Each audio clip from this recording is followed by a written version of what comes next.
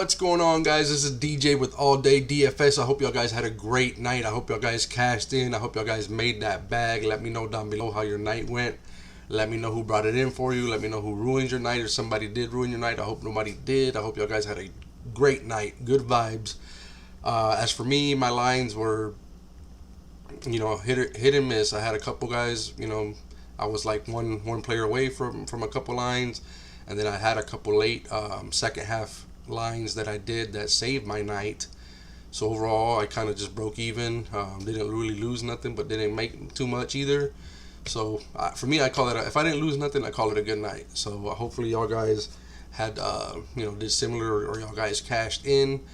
Again, it was just such a, even though it was a 2-game slate, it was really such a crazy night still. Like, I mean, it doesn't matter, if it's 2 games, 12 games, whatever it is, it just comes out always to be some kind of crazy night, and you'll go for hours doing all these kinds of projections, studying all these kind of game logs, and, last game versus this team, matchups, blah, blah, blah, blah. And then we're like, okay, these are locks. We got locks. And they don't hit. It's just like, you hit, okay, this guy's a definite over on points, or this guy's going to get, he's had, over 6 rebounds in the last in the last 10 games, he's hit it 70%, and then they don't hit. So, I mean, what are you supposed to do? I mean, are you supposed to say, okay, well, this guy has gone over 7 out of 10 games. You know what? I'm going to hit the under on him on this one. I mean, who's going to do that? I mean, I don't think anybody would do that. I mean, if you do, you need to let me know when you do that, because it's just crazy. I mean, everything, just points one day. But hey, this is, real life, and players have to play the games, and unfortunately, it doesn't always work out for us the way we want it to. But just another crazy night. Like I said, the projections, a lot of them didn't hit, and a lot of it, I was like, okay, this guy's out now. This guy is to play, and then even that guy doesn't do good. So it's just another crazy 2-game slate. But hopefully tomorrow can be better.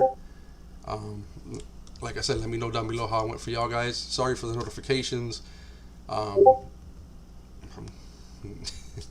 got I'm in a couple chat groups, but anyways, so first on the board we got Jeremy Grant. Now Jeremy Grant has been super popular on the over. Super popular on the under. He's been super popular on the under for I don't know how long now. He has, he had a couple games. Like, I remember Jeremy Grant was when that first game against Brooklyn, when Brooklyn was like, oh, everybody got to play, the player versus Brooklyn because they're smashing, they're killing it. Brooklyn has no defense. They don't play no defense. And I remember that game, and he was such a chalk. Everybody was picking him. He's going to go over, and he did. He had like 45 points, I think.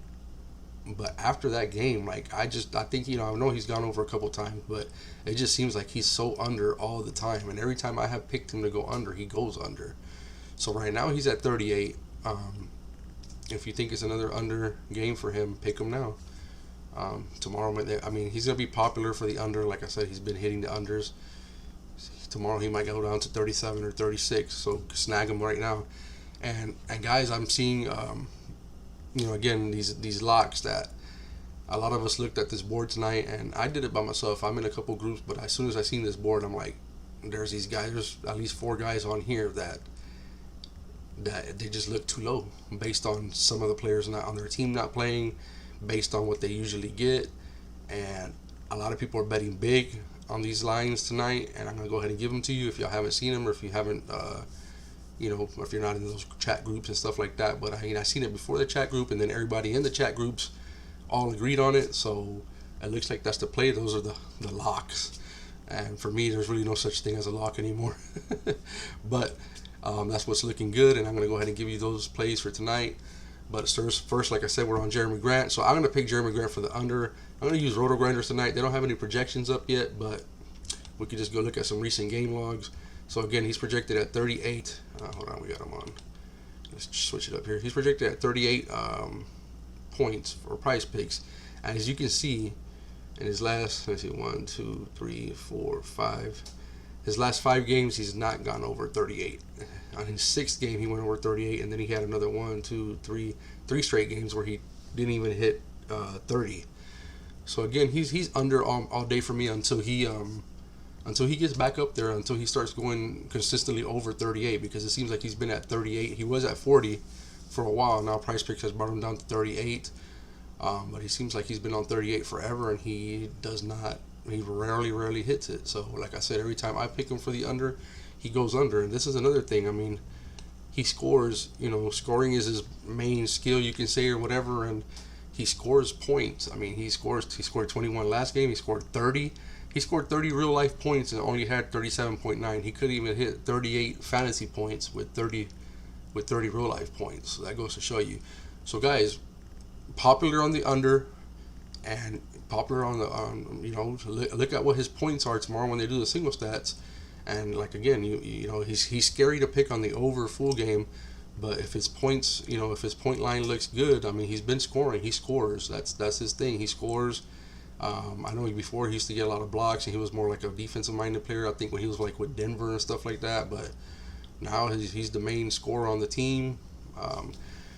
He can score a lot of points and still not get the over. So look at what his stat line is for points tomorrow, and that might be the play for him if y'all guys are interested in playing for him.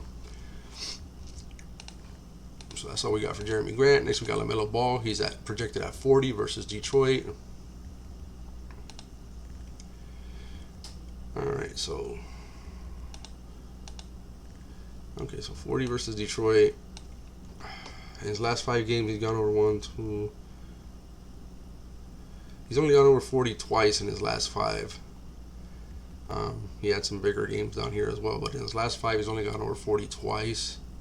I did see in the news that he's going to be in the starting lineup pretty much the rest of the year. He's a starter now, no matter who comes back from injury or whatever. I guess when Graham comes back or whoever was starting, I could think it was Graham. Anyways, he's going to be a starter from now on. 40 for me right now, I think it's a fade. For me, it's a fade. I don't think I'm going to play him because there's better matchups on the board. There's actually better matchups on the board right now, and that's that we only have 8 players on the board. So tomorrow we're going to have a ton more players on the board. We're going to have probably another 15 players. I don't know how many. It's a big slate tomorrow. So there's going to be a lot of better plays. For me, I'm not going to touch LaMelo. 40's like, I know he can get it, but if I were to play him, I will play him on the under, but I'm not playing him. It's a fade for me. Next, we got Jason Tatum versus Brooklyn. So it's Brooklyn. Hey, Brooklyn. Good matchup, right? So let's see how that looks. So he's projected at 46 right now.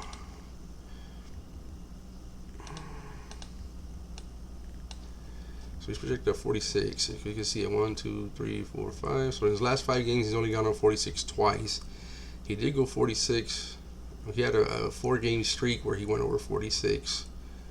1, 2, 3. Yeah, 4 straight games before that. So in his last 9 games, he's gone over 6 out of 9. But in his last 5, I'm more of a what you've done for me lately. I try to look. I will look at 10 games, but usually I look at 5 games because I want to know what he's done lately. And he's only gone over that twice in the last 5 games. Brooklyn is a good matchup. Let me see if we have anything versus Brooklyn on here. Yeah, so he did have a game against Brooklyn. Yeah, you see, so again, this is another one of those, chalky, like, okay, it's Brooklyn, play everybody versus Brooklyn. Against Brooklyn, he only had 35.6, so he was literally like 10 points under what PrizePicks is projecting him right now. So, he had 22 field goal attempts. His usage was 28.42, almost 28.5 usage, and he only had 35 fantasy points, 35.6. So, guys, I mean, like I said, not everything is what it seems to be. You say, okay, Brooklyn, he's gonna smash, and he didn't.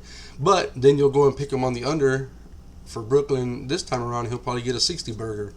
It's just crazy how it goes. But just don't always assume just because it's Brooklyn that they're gonna crush him.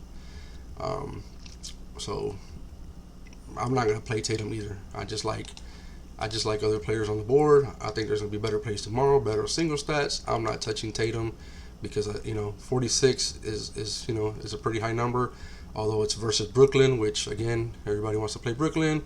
But last game against Brooklyn, he had 35.6. So that to me is just too risky. I'm not gonna play it. But if you go with your gut, you'll probably say I'll play the over because it's Brooklyn.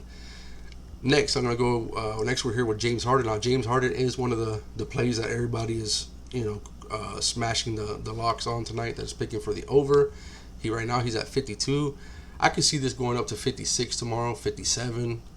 Kevin Durant's still not playing, so I mean Harden is still the main man. Him and Irving, and as Harden now he's he gets all the assists. He's the main ball handler. He's still going to score some points. I definitely like him more at 52. There's still no projections for him. Let me switch this up here to FanDuel so we don't have to keep doing this. Okay. So he's projected at 52. So his last 5 games, he's gone over 3 out of 5. His last 2, he's gone over 52, and he's gone over 3 out of 5. So we do know that he has faced Boston already this year. Where is that at? Where did he not play that game? Did he play?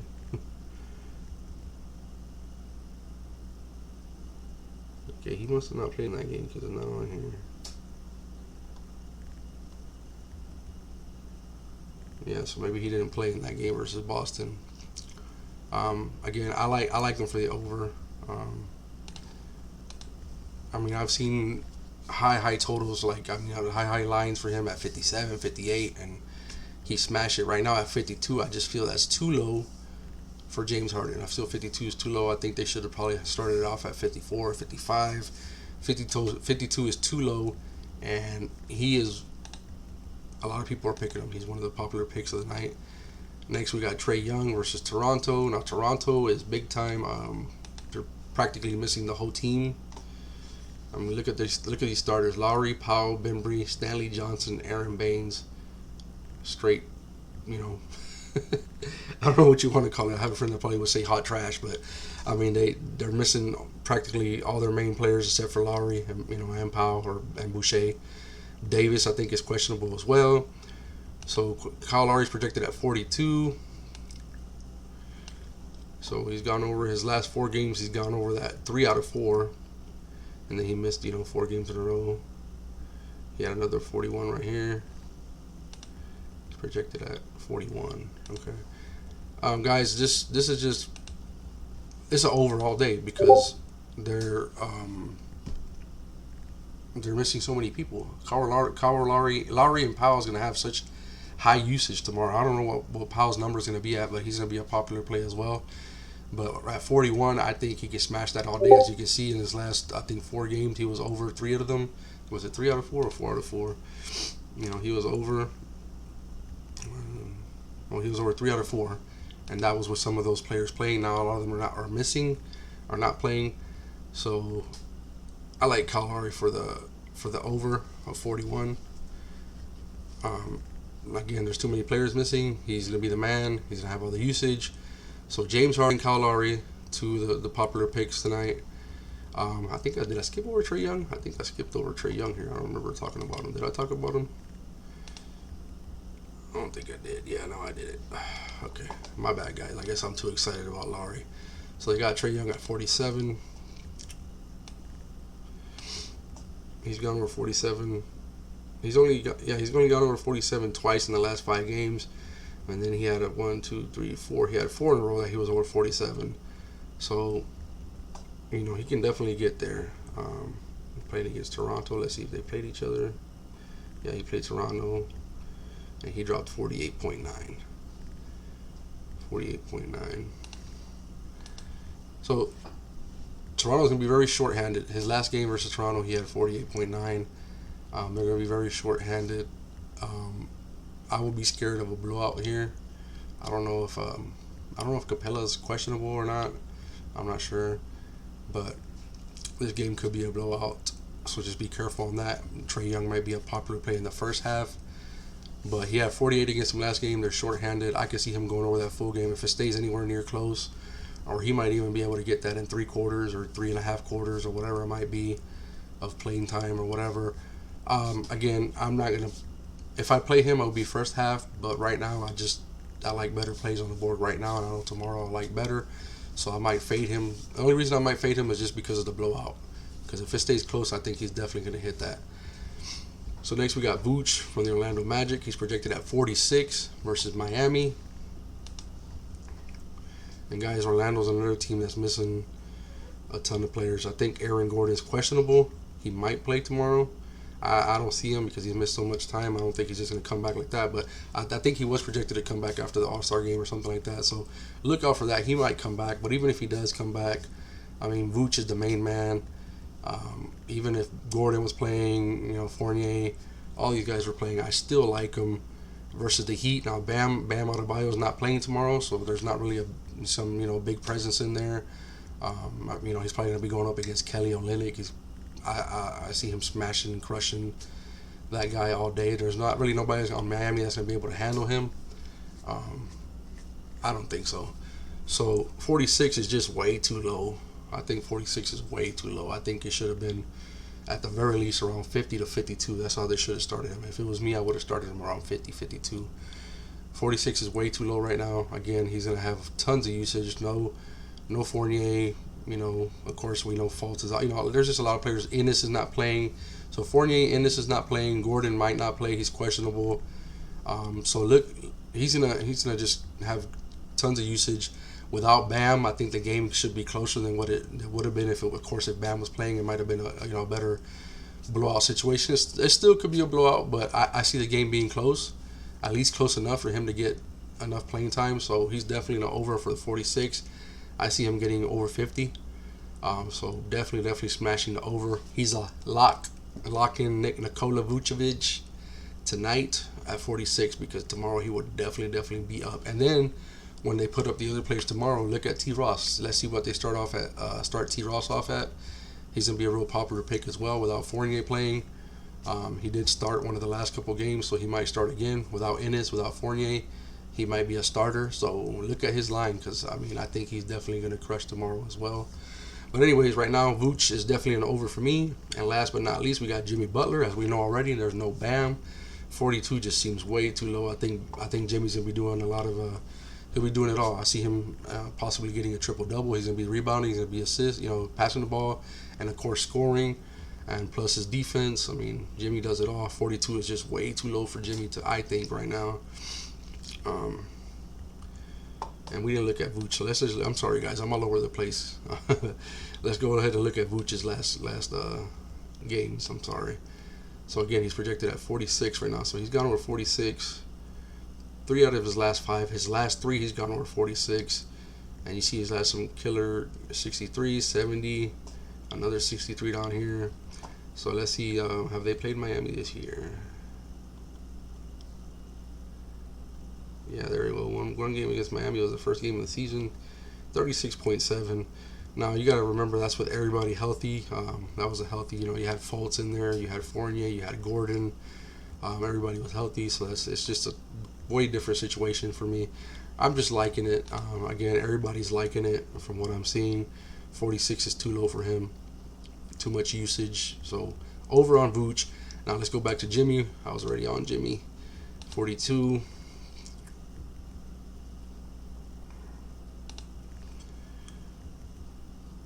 Okay, so he's gone over 42. 1, 2, 3.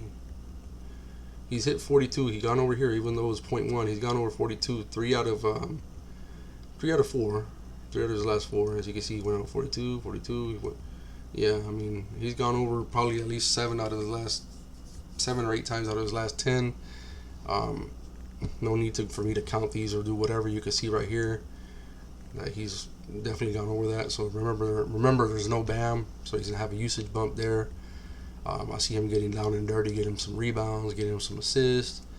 Bam gets at least, I think he gets around 4 to 5 assists a game. So hopefully, Jimmy, that'll transfer over to Jimmy. He'll get even more assists, be more of a playmaker as well. 42 is just way too low, guys. I really don't have to get into explaining this. I know y'all guys see it. So the line that everybody's doing, definitely at first it was a 2-pick power with Kyle Lowry and Jimmy Butler. That was the first 2 popular picks.